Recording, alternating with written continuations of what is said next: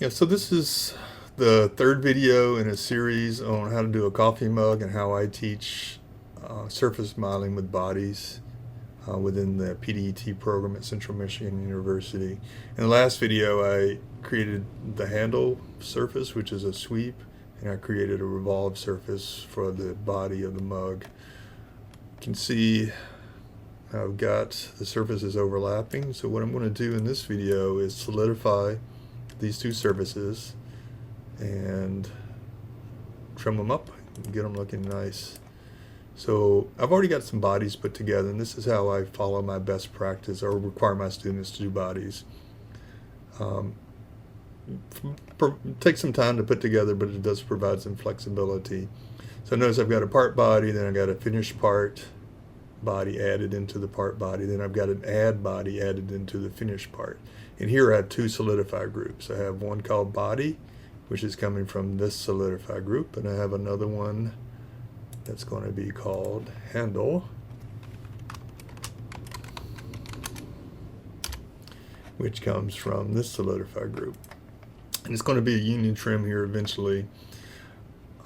So that's what the tree is looking like, and these are all Boolean adds. If I had something to remove, which I don't in this case, it would be, I would have a remove body under here, under finished part, and it would have a remove Boolean operation. So, but not worried about that right now. So let's look at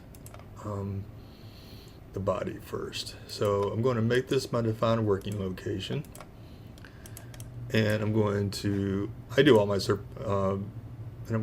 I do all my solidifying from the part design workbench. So, and that's what I require my students to do. So I'm going to pop back over to the part design workbench, and I'm going to find the surface base feature. In this case, it's going to be a thick surface. And I am going to go to my body solidify group, geometric set, body surface, and the only surface that should be visible, in this case there's only one surface, is the one I'm going to solidify.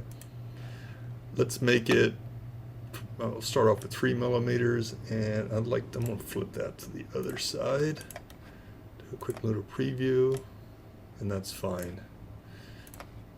So notice I've got that here in my body, and I don't like rounded corners, so I'm going to do a tangent, tri-tangent fillet over the top here. Before I do that, I'm done with the body solidify group, so I can hide that here. If you're one of my students, do not I actually hide the surface. I like to keep that unhidden. But so I can do the tri-tangent, I'm going to hide it so to get it out of the way. I'm going to fillet that surface and remove this middle surface.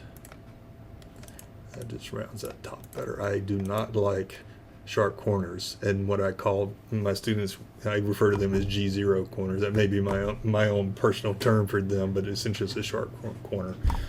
So I call it a G0 edge, but I don't like them, so especially in this class, so I round that up. So that's the body, that is the mug. In this case, it's the body that is the body, but I should probably do better with my naming.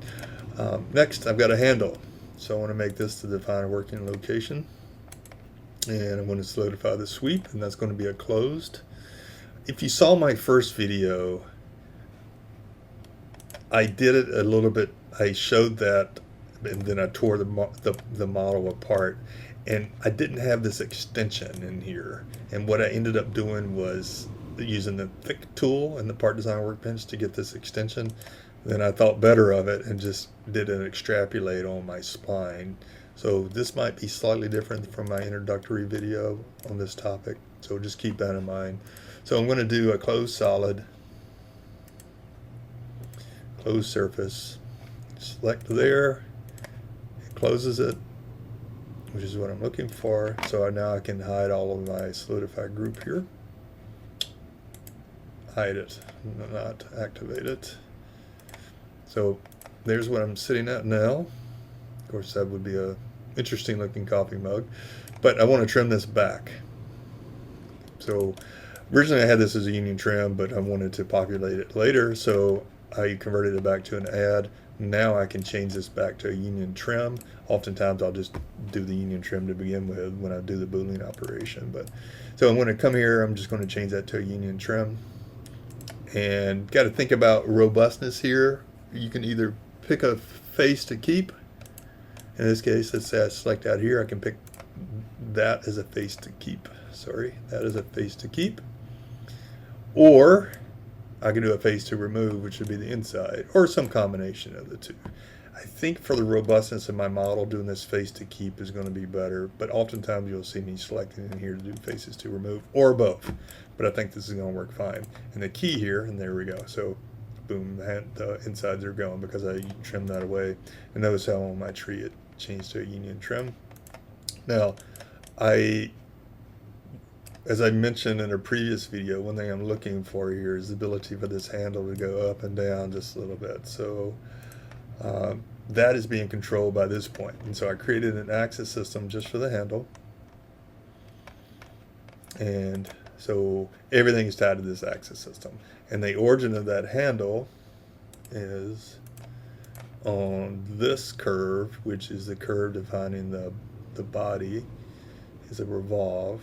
But I also put my axis system point on that. So that allows me, with a ratio on curve point, to tweak that handle up and down just a little bit. You know, of course, I can get it eventually where it's going to throw in an error, but right now that's looking fairly robust for me, the ability to move that up and down. In addition to that, if I was trying to do some ergonomics, and the way I've got this tied together, and let's say I want to make sure I can fit 3 fingers through here, or however how many fingers you want to put in your coffee mug, and I have thrown this into a mannequin too, just to make sure. But some of these other points, and you can see this in another video, but some of these other points, such as this point right here, can be moved up and down a little bit. And let me unhide this so you can see it a little better. So I've got, and then I'll hide the surfaces, or the surface in this case, geometric set. So I've got some points here. I can tweak these points up and down just a little bit,